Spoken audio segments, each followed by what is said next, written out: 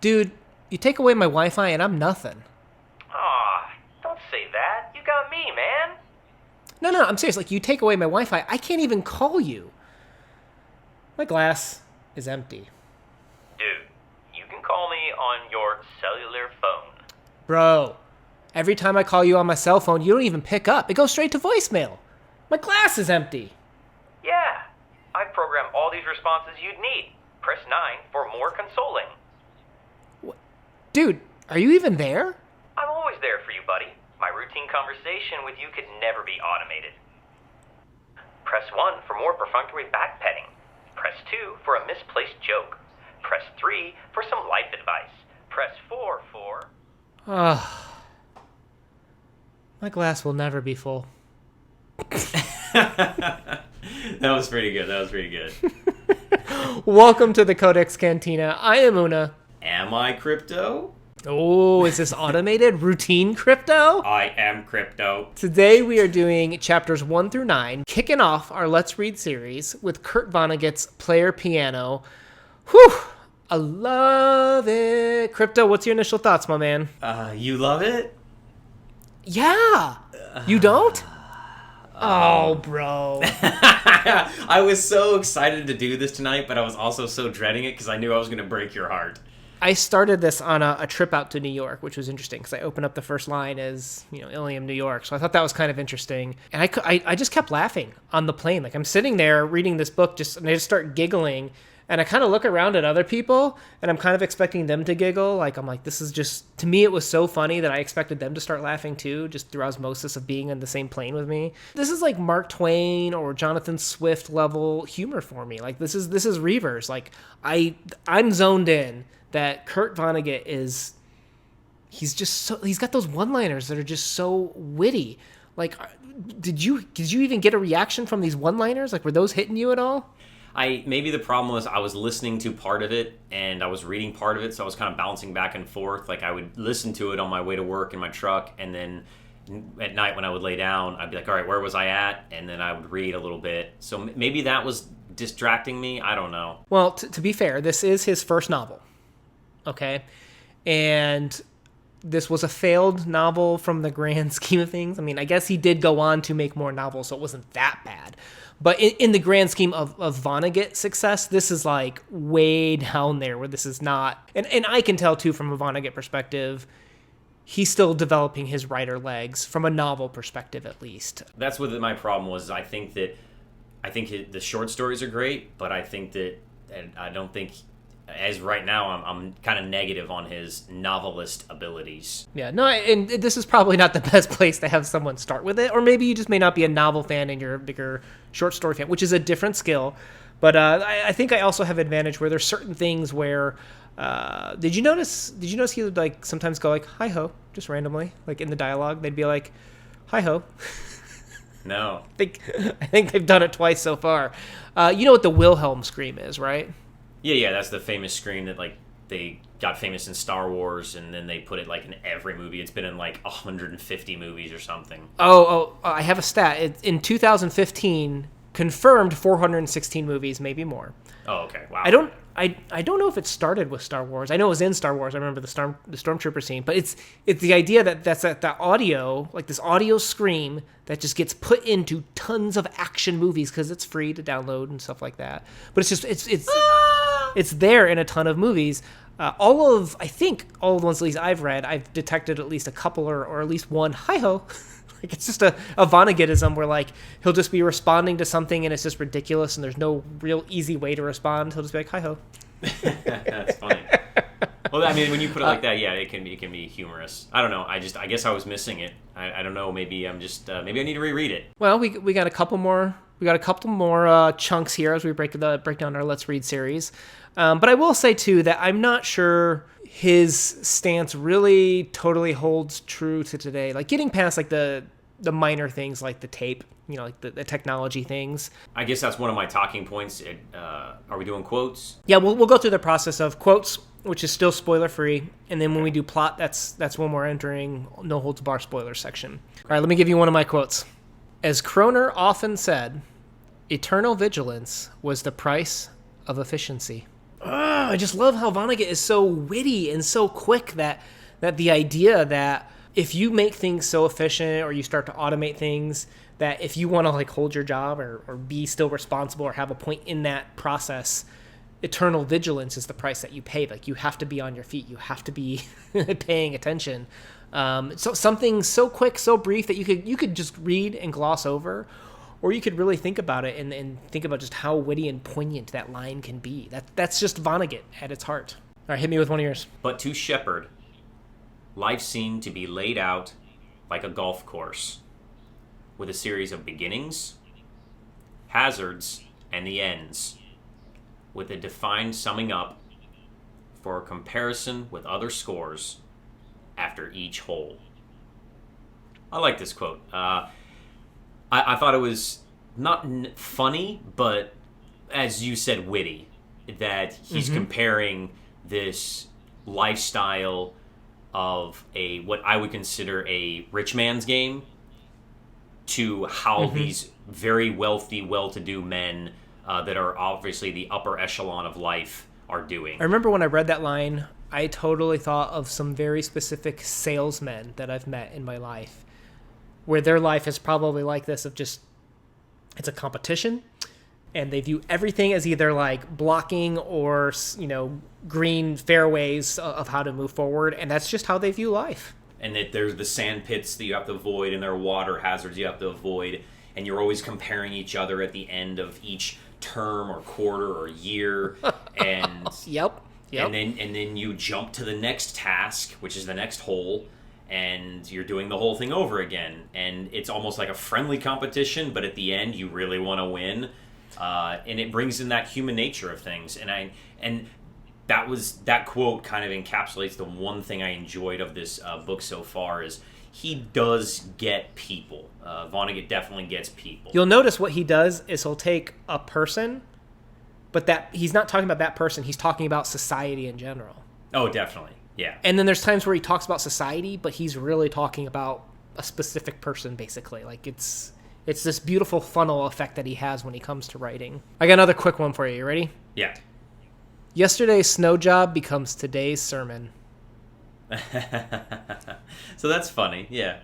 But I didn't laugh at it when I out of context it's funny, but in the story it didn't hit me as funny. I'm hearing you laugh. I'm sensing you were in a funk when you read these first 9 chapters. We need to break your funk. We need to get you in that Vonnegut spirit. But again, you're taking it out of context and you're boiling it down to the best parts of these 9 chapters, and there were glimmers of gold in there, but they were so far few between. That's what I struggled with, I think. Yeah, and I will give it to you that Vonnegut gets Vonnegut-y. And when I say that, I mean he will go on about something that could be summarized a lot quicker than what he does. Hey, we're like Vonnegut on our web channel here, on our YouTube channel. We are, which could be summarized a lot quicker. Yes, these 40-minute videos could be 10 minutes. All right, let's go into plot, and then we'll go into discussion. I want to break this down with you. A huge war has happened, and everyone was away fighting. We advanced routine work with machines to keep moving forward. Ilium is broken into the engineers and managers side, who manage the new machines, and then the homestead side, the ex-working class. Dr. Paul Proteus is in charge of Ilium Works. He has a big speech at the Meadows to prepare for, and his friend Dr. Ed Finnerty is coming to town. He heads to the homestead to get liquor for his buddy, where he meets the common people who look up to his position and meet Rudy, who was automated out of a job by Paul years ago. Upon returning home, he finds Finnerty is there and Finnerty announces that he quit his prestigious Washington position as he was sick of it. At the Meadows, Paul is challenged to checkers by Fred Behringer and Checker Charlie, the machine, but the machine malfunctions. He learns that the second-in-command at Ilium, Shepard, has been spreading rumors about him to try and get the prestigious Pittsburgh job opening that Paul's also eligible for, and Anita is lobbying hard for Paul to get. Paul shows compassion to Shepard and doesn't fire him. Anita keeps pushing Paul to ask for the Pittsburgh job, but Paul seems reluctant for some reason. Finnerty comes to visit Paul at the plant and they let him roam free against policy, as Berenger points out. Paul and Finnerty later go drinking in the homestead, see a bit more of the locals and their love of fixing broken down mechanical things. The man at the bar introduces himself as Lasher and says people need a new messiah to reintroduce a feeling of being needed to the homestead. Concurrent plot also happens with Halion, who's showing the Shah of another culture around, where he's making remarks about communism and slavery. And then that's what's in the text for chapters 1 through 9. Now we're going to go into the discussion part. All right, first, Crypto, did you know that the month of October on BookTube is also called Victober, where a bunch of people read specifically Victorian novels? Interesting. Did not know that. Number 2, I Googled this just out of curiosity. I said, what are the top themes of Victorian novels? This is total mistake. Are you ready for this? I'm ready. Number 1, industrialization. Typical segmentation of like North and South regions and the impacts of industrialization has on them. Number 2, economic status. Victorians were super status conscious between the working class and upping class. Between the working class and upper class. Number 3, progress. There are typically themes of progress to hit home a lot with the British expansion. Number 4, nostalgia. Frequent intertextual references to the past in Victorian novels. Number 5, the women question. The question of what women could or should do attracted a lot of debate in Victorian literature. I'm not even editing these. I'm just reading them exactly as they've been listed. Number 6, what will make people happy? Utilitarianism. We've stumbled into a book in Victober that exactly aligns with what are considered traditional Victorian literature questions. That's crazy. You know what's even crazier? Tomorrow, I start Unit 3 with my students. Do you know what we're going to be studying? Victorian literature? Pretty much. We're going to be studying the robber barons in the industrialization of America with Andrew Carnegie and Jay Gould and all those guys, which is totally what you just said. Yeah, which I think is really, first of all, this book's 300 pages. I want to touch on this real quick because I know this is something that I think a lot of people will experience when they read this book. Authors have this thing where with their first book, they just jam all of their ideas and essence into this book because they don't know if they're going to get a second book sometimes. And sometimes it's just a little crowded. And I admit that I think Player Piano might be just a little bit too crowded with all of these concepts that he explores better and more thoroughly in singular one-off books as opposed to jamming it all in one book. Yeah, I think that's a great description of the book, is it is crowded. And one of my talking points was the idea of the Shah in there. That is a subplot that has no point as of right now. It's filler.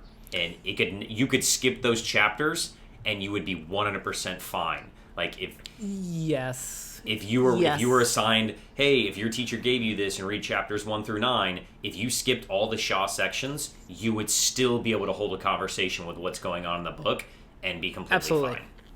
What I think he was going for there is Paul is the insider view of being disenfranchised with the system. Yeah. Shaw is the outsider view of the system. I just don't think it was done the best in this book. I don't think it needed to be somebody that was a foreigner. I think he could have done inside and outside in the country. He could have done Paul and Finnerty as the inside and outside, or he could have done Paul and the guy that fixes his car, or he could have done Paul and Anita even. Like he could have done so many other things, I think. Yeah. I know I'm critiquing a great author, who am I to say that, but I think that looking back on this, that is a major flaw of the book, is cramming in the whole Shaw subplot storyline. And I think it could have been done better in a tighter story, and maybe I would have enjoyed it more had it been Paul and somebody else that is in Paul's life. So I think you agree that while it's not required, it's definitely okay and interesting to have the outsider view. Yes. I think your stance is you didn't need to introduce a whole plot line for that. You could have used the existing characters for that, which I think is a fair criticism. I think other people will think that as well. Yeah, and those characters are more fleshed out anyway, as the Shah is this vague stereotype of a foreigner that doesn't get due diligence, and some of the other characters are much more fleshed out, like Shepard and like Kronegan and Bear and Anita even. Like, those characters are much better characters. That's Dr. Kroner and Dr. Bear and Dr. Paul to you. Like, don't forget their titles. Yeah. Let's talk about that. Everybody's a doctor in this. Even his assistant, Dr. Catherine. If everyone is a doctor, does that not take away some of the uniqueness of that? Like, if you think about today's standards, and probably back in the 1952 standards too, right? Yeah. Think about what a college education means now, and what Nothing. a college education, and what did it mean 50 years ago? A lot. Yeah. So the more everyone gets that higher level of treatment or education, what does it do? It starts to almost dilute that meaning. It's like a standard at that point in time. When everybody is super, no one is super. Well, and then what does he do? So if everybody is the same, I'm getting too Harrison Bergeron here, right? If everyone has like the same title or classification, it becomes the standard. You have to be a doctor of whatever. And by the way, there are some very interesting doctor college degrees now. Did you know that there's a doctorate of racetrack management? Oh, yeah. You can get a doctorate in a specific instrument. Like, you can get a doctorate in the bugle. And that's fine. Like, you could do that. It's just, as a guy growing up, like, we weren't that segmented. So it's really interesting to see how specific these things have got. So in this world, everyone's a doctor, right? Which means that the title means less. And the way that they're differentiating themselves in this world is that IQ test, right? Where they measure you on 4 different levels of theory, administration, creativity, and personality. And I think what we have here is a little bit of commentary on how do you measure a human's worth. I think a lot of this, I mean, obviously a lot of this book is that, but I'm picking one specific small plot line within this, which is like that IQ test and how everyone's doctor. You're no longer put into your profession based on your degree or education. You're pushed into it by a machine test that says what you should be most eligible, what you'd be most efficient for, essentially. And I think it's a good point because what's his face?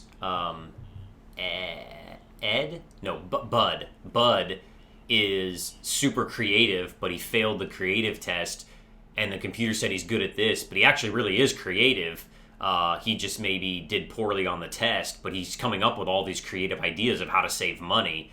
And that's a really good point, that there is just one set statistic, and that's something that was being pushed at that time period that has really been a standard for in our country forever. I mean, because if it's in education, it's always been, what does every kid have to do to be successful in America? He's got to do good, and he's got to finish college. Got to go to college. You got to go to college. And now we're realizing that we are running out of people that are electricians and plumbers and welders, and these people that have these that went to trade schools or just went and became an apprentice right out of high school, because everybody was pushed for this one thing. And in this story, we see how detrimental that could become, where everybody is just chasing that one single carrot. And we're still suffering from that mentality in real life today.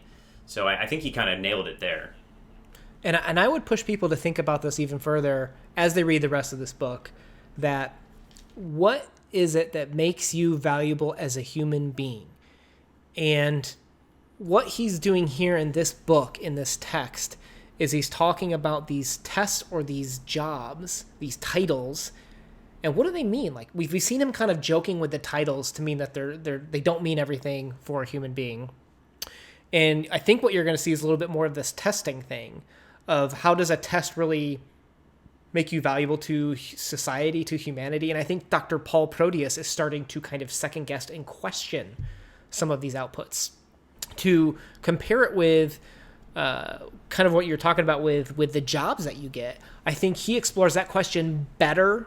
Again, it's all crammed into this book, and I know where Vonnegut goes because I've read a lot of it, so I can understand that this is too much for someone, particularly for a first book. But if you want to really explore affluence and what does wealth mean, and what does wealth mean to the value of a person, and does the wealth and value of a person mean something to that person in society, kind of like what we were talking about with the death of Ivan Ilyich. He explores that here in that God Bless You, Mr. Rosewater book really, really well, and I think you're getting some undertones of that here with these tests and the doctor titles in this book. And I think that Flaherty, what was his name? Finnerty is the best example of that in the book so far. I think Paul is changing and evolving as a character, and that's interesting to see how he's being affected. And I kind of have an idea, I think, of where the story's going. We'll see if I'm correct or not in this, of what will end up with Paul. Being that I haven't read this book, I think that Finnerty is either a really positive or a really negative impact on Paul. I think your guess is the exact same guess that mine has. Now, one of the advantages that I have where I think is I've read more Kurt Vonnegut is that one of the pieces that he explores war a lot is Slaughterhouse-Five. I don't know what happens in this book, but I suspect, if what we said earlier was true, where he's jamming all of his ideas into his first book because he don't know if he's going to get a second one. Yeah. I think you're going to see, like a revolution, like almost kind of like a union war against machinery. Like people need a purpose in life, and I think that's what chapter 9 is that they're setting up Paul to be the Messiah, to give people that purpose and have them go to war with having a purpose in life, not being anti-machine, but being, we need humans to have a purpose in life. And I think you might see some war concepts come into play depending on how rebellious he gets with that journey. Yeah, I thought that, okay, he's going to become the leader of the Rex and the Racks or whatever, and lead a revolution against the machines and the upper echelon class. It's a pretty standard story nowadays in many movies and books, but obviously it was written, maybe this is the one that started it all, that kind of idea of that. I think it's along that line, but I suspect, I don't know, is that it won't be anti-machine. Because it's not look what these machines did to us. It's how could humans use machines to do this to other humans is his point. And it's a different nuance than what you traditionally see with being anti-machine. This is all about that human effect of why do I exist? Why do I have a purpose? And Dr. Paul's, I suspect, goal is going to restore that purpose, not necessarily be anti-machine. But how do maybe humans live with machines, or how do humans have a purpose with these machines? To add on to that, I think it's really amazing how out of time Vonnegut was, not the term you told me to use. He was a man out of time. Because that's what's happening now. He predicted the future. He really did. Because you see those stories on, Dateline or 60 Minutes or whatever and stuff of what Amazon and machines are doing to people, and the internet has done to people and society, and how people interact with one another, and how lonely people feel, and how when the self-driving cars happen, that puts a lot of people out of work, like truckers. And we have a president right now that is advocating to give everybody $1,000 a month, a guy that's trying to be president, because he thinks, hey, in the future there aren't going to be many jobs for people because machines are going to do everything, and only a few select people are going to have jobs, like in the book. And there needs to be universal income, and that's crazy to think, because that's what's in this book. You're in the military, you're in the Rex, or you're too old to work, and they just give you money to survive. And in this, the economy and money is really irrelevant in the book, because it sounds like everybody gets everything they need. And that's one problem I have with the book too, that maybe I have a problem with, like how Vonnegut viewed things. Was he's writing the America's theme, and then he's writing the Shaw's theme, who, as you said, was supposed to be like this communism thing. But what they have now in our country is communism, right? Because people are not working and be given just money or resources, and everybody seems to have the same. And it's a lot of themes of communism that's bleeding into American society, I think. I don't know. And I saw that as conflicting, and I didn't like that. Yeah, it was kind of a funny line when he's like, no, it's not communism. Like the the machines are still privately owned. It's cool. Like, they're not owned by the government. I thought it was a funny line talking about that, but I agree that it is not thorough. This is not his best piece, but it does bring up excellent questions for discussion, I feel like. Oh, definitely. It brings up hugely important discussions because we are literally living what he wrote in this book in 1952, which is crazy. That automation is taking away millions of jobs across the world, particularly in the United States and advanced nations that have these robotics that, there are these factories that have one person that runs the whole thing, and it's incredible, especially like in the food industry where, all frozen pizzas are made in these giant factories and all the sodas are made in factories, and all of these, our phones and all our electronics are, cars are all assembled, automated by machines, and there's like one dude that pushes a button in the morning to turn it all on, and that's it. And that's exactly what happens in this book, and you see how dire it is in the book, and that's kind of scary. I mean, this is something that, even though I don't like the book, I think it's a book that every person, especially politicians and the leaders of our country, need to read and be like we're headed towards this, which is really scary. Yeah, let's bring it back to the book. So you'll notice Vonnegut has a lot of like ways of introducing like a meta conversation where he's talking about one thing, but he obviously means something totally different. And some of them hit you over the head like that.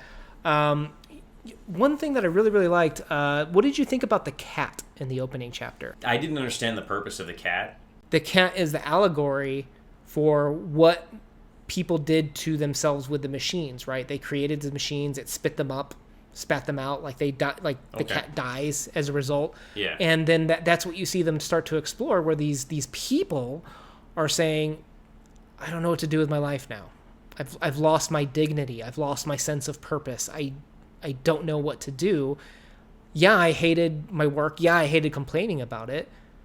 But it gave me a purpose in life. Not saying that the thesis is perfect that Vonnegut brought up there, but I think that's the meta conversation that he was having with that cat. Okay. And that makes sense because a lot of us define ourselves as our professions. We are what we do. Oh, yeah. I mean, you've known people that have gotten fired and they're like depressed.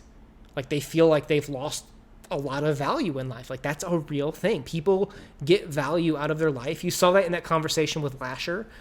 Speaking of Lasher, there's another meta conversation that we did in the skit earlier with my glass is empty. Right? Yeah. You had Lasher complaining about, the world. He was talking about, when I was in the congregation, I told people God was life, but then when I took away the economy side of things, they realized they didn't have anything.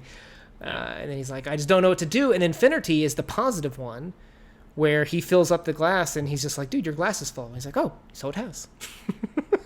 He's the anomaly, though. He is definitely the most interesting character, besides maybe how Paul is evolving throughout the story. I don't know. I'm surprised that it sounds like you were very down on it, and I'm surprised that that a lot of this wasn't as humorous for you as it was for me. Maybe I was reading it as I wasn't reading it for pleasure. I think I was reading it as a student, like if I was this was an assignment almost, because the whole time I was just critiquing it, and I guess that brings up my last point, is I just felt it was so dated, and that was my problem with it. I just kept coming back to that over and over and over again of how dated it is, and I kept thinking, I want to update this. I want this, the tapes and the buttons and the buzzers and the dynamic of how men and women are in this. They have separate beds like in the 1950s. I felt like this was almost I Love Lucy, man. The way that he treats Anita and that women are beneath men and he's got to mansplain everything to her. It just, and the smoking, it's so dated. And that I just couldn't get my head out. I couldn't get past that. And that's my shortcomings, and I think that I am unfairly judging the book, and I will admit that. No. I think you have elements of truth there, though. Kurt Vonnegut has come under fire with how he has portrayed women. He's not misogynist. But, think about Dr. Catherine's purpose. She's like a smart lady, but she's just kind of like the secretary, a doctor secretary. Anita, for all intents and purposes, is representing ambition. It's not that she wants the best for Paul. She doesn't want that at all. She wants the best for her. And she wants Paul to get this Pittsburgh job because that's what would give her that easy life. That's what would give her easy street. So she's not even doing it because she loves Paul. She's doing it because she's a selfish person. Oh, I agree with that. But that's the stereotype of the time. That's not how women are nowadays, because there are strong, independent, ambitious women that could be in that same position that don't need a husband. And that's what I mean by dated. No, absolutely. And to that point, Vonnegut unfortunately puts a lot of women in that position. He's a writer. He's in control. That's where he puts women. So there have been criticisms about him. And I get that. I do. I don't make an excuse for it. It's just reality that he doesn't portray women poorly, but you don't put him in the spotlight either, does he? Yeah. And I think that's just, again, he wrote this in 1950, 51, and it was published in 52. And if he wrote this in 2002, it would be very different, because he would be writing it if it was the year 2100, and he would have flying cars, and there would be no buttons. Everything would be touchscreen, and there'd be internet, and, it would be updated. And, I don't know. I don't know if you can. It's hard to say you can judge it poorly based on the technology he chose. I'm just saying, the way that he portrays women, the way he portrays men, the way he portrays society, technology. I'm saying all of it. I'm just using technology as an example because it's the easiest one. But the whole story is just dated 1940, late 1940s, 1950s Americana, and I couldn't get past that. Okay. That's fair. I can't change it. I can only hope that as we go forward, that you, trying to not look at this as assignment, understand that it is dated, understand that Vonnegut isn't perfect, and hopefully you can extract some more of the fun and humor out of this piece. Yeah. And I need to. It's very ambitious, if you think about it. There's anti-war elements to it. There's class segregation elements to it. There's self-worth elements of this in terms of where do I get my dignity, what brings me value. There's looking at reality that people treat people horrible. There's a lot to this piece that I think you could still take away from this. Yeah, and I hope to. And we'll have more conversations, and the story will evolve. And I'll get past that, I'm sure. My initial reactions and feelings and talking points of 1 through 9. And I'm not trying to dissuade that somebody shouldn't read this. Just those are things you have to understand reading this book from 1952 in 2019 or 2030 whenever you read this. You have to the reason we're talking about this is that people need to understand that before they start investing their time in this book. That could be something that is a negative for them, like it was me. Fair. And to those people, I say you need to focus on the humanitarian element of it, of we need to be nicer to each other. You need to laugh more, right? People on the plane need to laugh. Why aren't you laughing with me, people? That should have been our skit. You giggling on yourself on a plane. I could have just recorded myself doing that. I don't know. All right, guys. Thank you for tuning in today. Check out next week where we're going to be doing chapters, was it 10 through 20? Yeah, we did 1 through 9, so 10 through 20 for next week. All right. Where crypto's going to be a little bit nicer next week. Peace.